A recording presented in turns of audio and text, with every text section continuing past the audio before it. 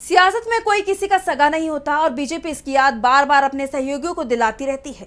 Nitish Kumar NDA में रहे और बीजेपी ने जेडीयू को तोड़ दिया।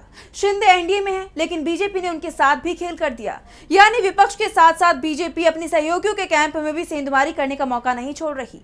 एकनाथ शिंदे जहां उद्धव ठाकरे की पार्टी में सेंधमारी करने की कोशिश कर रहे थे, वहीं बीजेपी ने शिंदे को ही झटका दे दिया है। देखिए रिपोर्ट। महाराष्ट्र की सियासत में इस वक्त तूफान आया हुआ है। एक तरफ उद्धव ठाकरे की शिवसेना के 6 सांसद शिंदे की शिवसेना में शामिल हो गए, वहीं दूसरी तरफ उद्धव के विधायकों में भी सेंधमारी की कोशिश शिंदे गुट की तरफ से की जाने लगी है। लेकिन अब उद्धव ठाकरे पहले से ही सक्रिय हो गए हैं। उन्होंने पार्टी के विधायक और एमएलसी की बैठक बुलाई, जिसमें 3 विधायकों को छोड़कर बाकी के सभी विधायक मौजूद रहे। जो 3 विधायक नहीं पहुंचे, उन्होंने इसके लिए पहले ही उद्धव को कारण बता दिया था। यानी शिवसेना यूबीटी के विधायक पूरी तरह से एकजुट हैं। वहीं जो सांसद शिंदे गुट में चले गए हैं, उन सांसदों को अयोग्य ठहराने की प्रक्रिया भी उद्धव गुट ने शुरू कर दी है।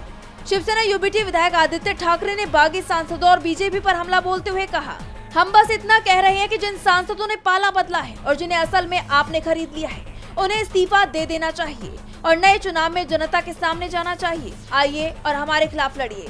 बीजेपी के समर्थन और नेतृत्व के साथ फिर से चुनाव लड़े। हम आपको हराएंगे और बैलेट बॉक्स पर अपनी ताकत साबित करेंगे। हमें भरोसा है क्योंकि हमने लोगों का दिल जीता है। आदित्य ठाकरे ने बागी सांसदों को खुली चुनौती दी है।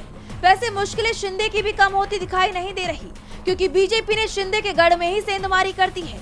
महाराष्ट्र में हुए एमएलसी चुनाव के सभी नतीजे घोषित कर दिए गए हैं और इसमें शिंदे की शिवसेना को करारा झटका लगा है। पार्टी के हाथ से नासिक की सीट फिसल गई है और यहाँ जीत मिली है बीजेपी के बागी उम्मीदवार गोकुल गीते को। गीते खुद नासिक से बीजेपी की टिकट पर चुनाव लड़ने की तैयारी कर रहे थे, लेकिन सीट शिंदे गुट को दे दी गई, जिसके बाद गीते निर्दलीय चुनाव मैदान में उतर गए और जीत भी हासिल कर ली है।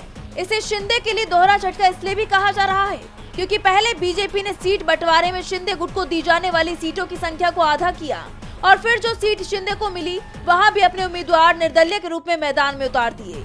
डीबी लाइव की रिपोर्ट।